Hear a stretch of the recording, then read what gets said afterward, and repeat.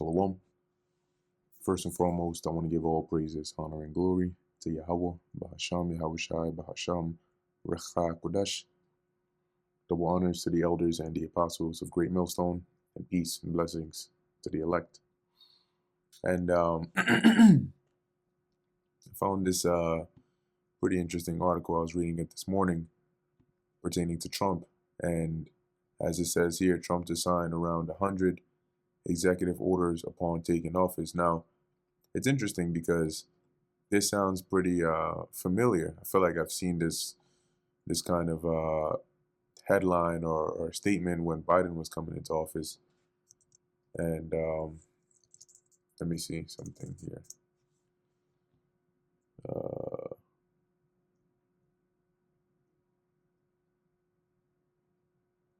Okay, so maybe it was the first 100 days. Whatever the case is, it's pretty interesting here, and I want to highlight a certain point to keep in mind, as we go through this article. And what's today's date? The 12th, right? So we're not too far out, but the year might definitely be an interesting one with Trump in office, and to keep in mind that there was a reason that people wanted to basically vote him out of there. A good portion of it being narratives, but people don't just change overnight. Okay, and the whole point is the agenda still remains the same. Okay, and I'm talking about the agenda of prophecy, of biblical prophecy, which is that irregardless of who is in office, right? Who is the current king of Babylon? We know pertaining to the scriptures that the judgments the Lord has pronounced against this place are still going to come to pass. But now you can, the picture is clear as to who it is that's going to be playing a role in or having a hand in some of these prophecies coming to pass. Okay, because there are going to be certain mandates that need to be put in place, right? There are going to be certain, for example, a situation with like a martial law declaration that doesn't happen by itself. It's not a regular person who just gets up and says, okay, the country's now under martial law. There needs to be a president or somebody who is in a position of authority like that, i.e. the president, who would go ahead and declare this or declare a national emergency or whatever means it is that leads into the changing of life as you know it. Somebody who is in power has to do it. So when you see all the things that look like they're good, the tax reduction, the cleaning up of the country, and he very well might initiate these things and even might do it. But when the cleanup is done, and you look around, it might not be what you expect to see. Okay, and that's the point here, to always keep that in mind. So it says here, President-elect Donald Trump will sign around 100 executive orders as soon as he takes office, according to Senator Markwayne Mullin. Mullin did not go into details. However, Trump has previously said he would sign a variety of border and immigration-related executive orders following his second inauguration, including a national emergency over illegal immigration. Right, so there goes your national emergency. And in an emergency, remember, things are handled differently, because you got to ask yourself, right, if there was nothing special was going to happen, why would you need to declare a national emergency to handle this, right? If it could be handled by normal means, you would not need to declare a national emergency to handle it. And a national emergency declaration is not just a few words. Oh, yeah, I'm just declaring a national emergency. There's a reason why there's a term for it, because it comes with certain different, when there's an emergency, some people may be granted emergency powers, for example, right? Or there may be certain protocols that may need to be followed now when there's an emergency. So the point is, things are different, okay? How it's going to play out, we have to watch and see. Anyway, and rolling back climate agenda regulations surrounding drilling for oil and natural gas. I will sign day one orders to end all Biden restrictions on energy production, terminate his insane electric vehicle mandate, cancel his natural gas export ban, reopen ANWR in Alaska, the biggest site potentially anywhere in the world, and declare a national energy emergency, Trump said in December. Now, looking at it from the bigger picture, we know that these higher ups who manipulate different countries and governments from afar, they pretty much play badminton with the people and their perception.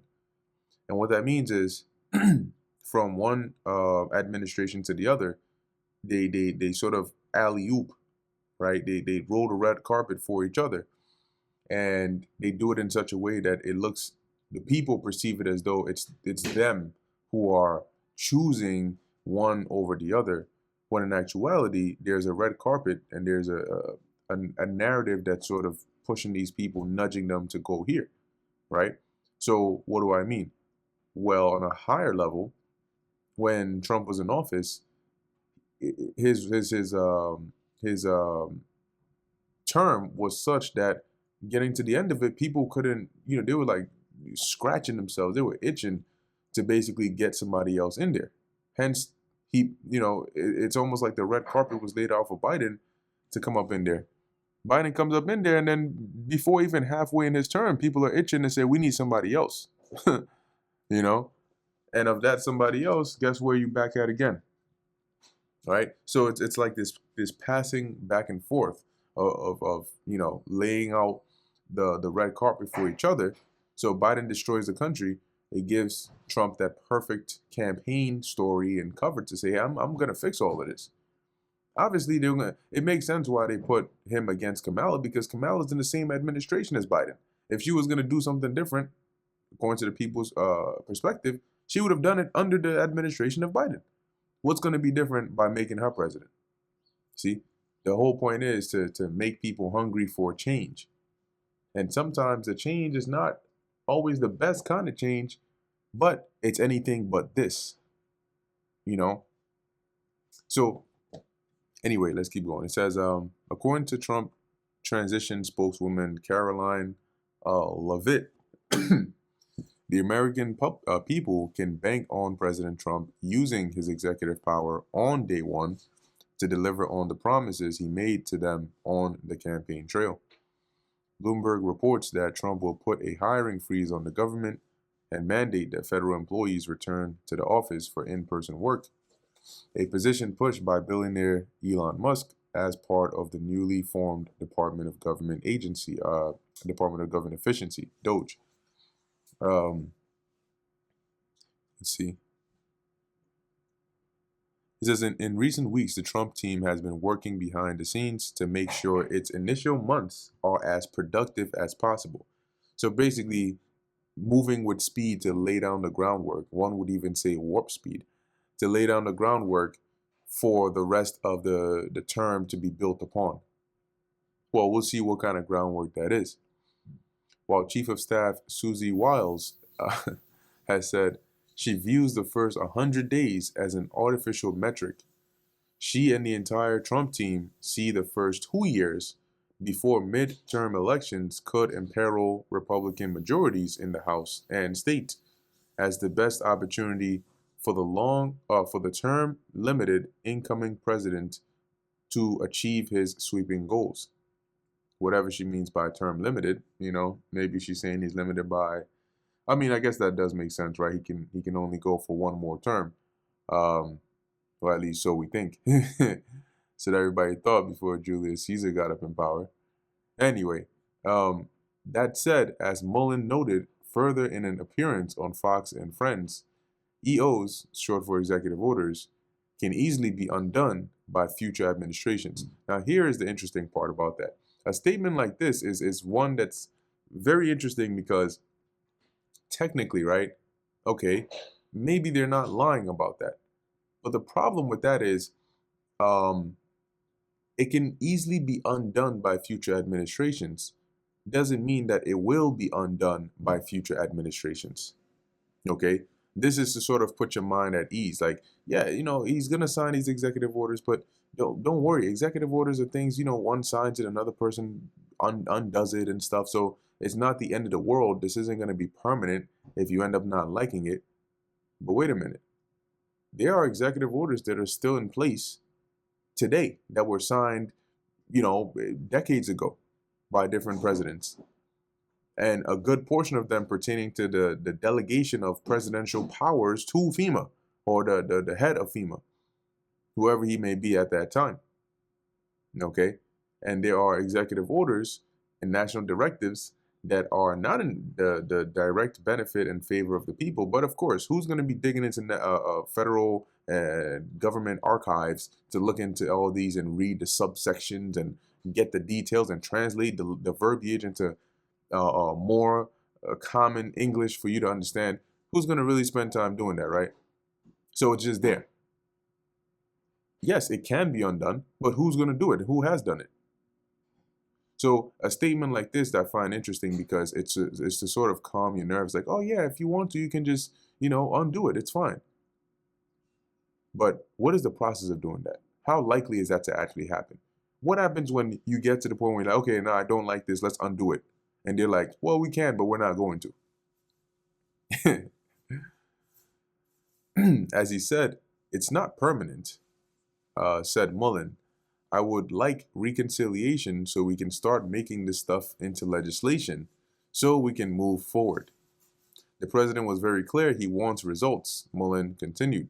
And this is similar to like when a new drug is coming out, right? And what they call medication.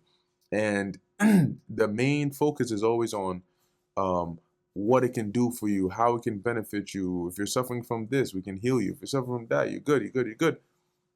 We know it has side effects, but that's not going to be at the forefront. No company that is coming up with a new drug or a new technology or a new product, knowing that it has downsides and it has side effects, nobody runs their advertisement and their marketing campaign on the side effects or the negatives of their product. They do their best to phase that into the darkness somewhere where you don't even think their product has side effects. And when you ask, they try to give you the sugar-coated version, but nobody is going to publicly advertise the negatives or the downsides of their agenda or product or whatever the case is. Obviously, it's always going to be the goodness of it to attract people. So, same with this. The main driving factor you're hearing here is, the basically undoing everything Biden did. Quote unquote, making America great again. That's the main product. But people should also be considering and discussing what are some potential side effects of this product. So it says he'd like to have one big, beautiful, beautiful bill. Well, actually, let's start from here. It says, the president was very clear he wants results. Mullen continued. He said he can wait if we can do one big, beautiful bill. He'd like to have one big, beautiful, beautiful bill. But if the House were to get bogged down, maybe we have to divide it up in two. Yada, yada, yada. Point here being, he has some stuff in here. He would prefer it to be all at once. They're like, maybe that's not possible. He's like, all right, cool. We might split it in two. The end result is the same, he said, adding that his meeting with GOP lawmakers showed the party is unified. So it's definitely going to be a very interesting direction, an interesting term. And I say that because time moves forward, right? And that means, and we know that at some point in time, in the future, we're going to hit, right, on the timeline, we're going to hit these prophecies. We're going to hit Revelation 13 and 16. We're going to hit Revelation 14 and 9. We're going to hit Isaiah 9 and 5. We're going to hit all these precepts that go into the time of Jacob's trouble, the time of the nuclear missiles, World War III, the famines. All of those things that are written are still ahead on this timeline, all right, of prophecy. And time is only moving forward, which means we are only getting closer, right? As time moves forward, the distance between where we are right now and the fulfillment of said prophecies gets shorter and shorter and shorter, right? You get on a train, you're on like, I don't know, 180 if you're trying to go to 145. As time moves forward, the train gets you closer and closer to your destination, right? Because it's moving in one direction. So at some point, you're gonna hit that destination. And the destination in the scriptures here, it's not a beautiful future for a lot of people. So now you got to say, well, who is conducting this train as we are getting closer and closer to this place? Because you're like, yo, I just saw this conductor get on the train when I got on the train at 180th, there was a new conductor that just got on the train. I know that there's not going to be any other change in conductors before we get to 145. So he's going to be the one who's conducting this train when we hit 145. Point here being, it doesn't matter what you're hearing now. Somebody's going to be the one to give the green light to say we're mandating this CHIP, right? To give the green light to say, look, the things are out of hand. We need to, go ahead and take extreme measures for X, Y, and Z. Be it a pathogen, right, or a cyber attack, or whatever the case is. And someone who's going to do that is going to need to be somebody who sort of has that vibe about them, where it's like, we're going to do what we got to do. End of story. So that's why I say it's going to be an interesting term, or really an interesting year. But we got to see. All right. So, cool. This is all good. I want to get a quick precept here. And I think this is very important to also keep in mind. This is Ecclesiasticus chapter 12, verse 10. Never trust thine enemy, for like as iron rusteth, so is his wickedness. When there are certain times when you meet somebody and they become adversarial, they become like your adversary. You guys are always butting heads, right? And you can tell this person genuinely does not like you, and you do not like them. They don't care about your best interest, neither do you. But along the lines, something happens that rubs both of you the wrong way, but neither of you are the cause of it. It's an external factor that is affecting both of you. So much so that you want that thing gone, they want that thing gone, and so for a period of time, your interests align. And your interests align to the point where you're like, you know what? Maybe, I can combine my efforts with this person's efforts to get rid of this other thing that we both don't like, right? Just because, and this is important to keep in mind, just because interests align does not mean that both of you stop being adversaries, or you've become best friends now. Because guess what? Okay, your interests align for a period of time. You guys are so-called working together, but that's only until that other problem is gone. Right? If that's problem number 2 or problem number 1, you're problem number 2. And so once problem number 1 is gone, you become problem number 1. And that's the whole point.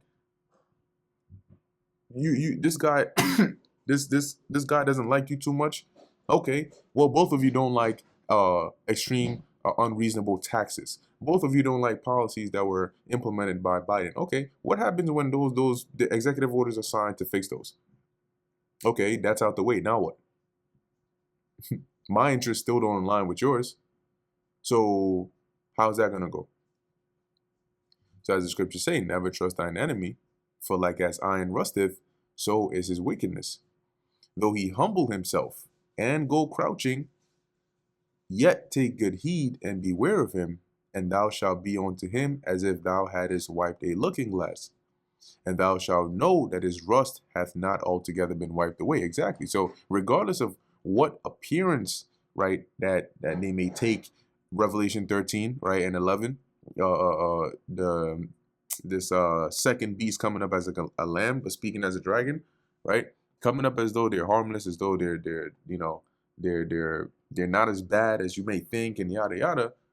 Well, the scriptures already tell you, what mindset to keep.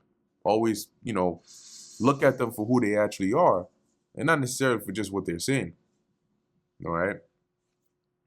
So with that, I'm going to end it here. Lord willing, that was edifying to the elect.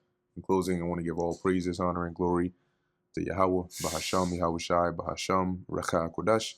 Until next time, Shalom.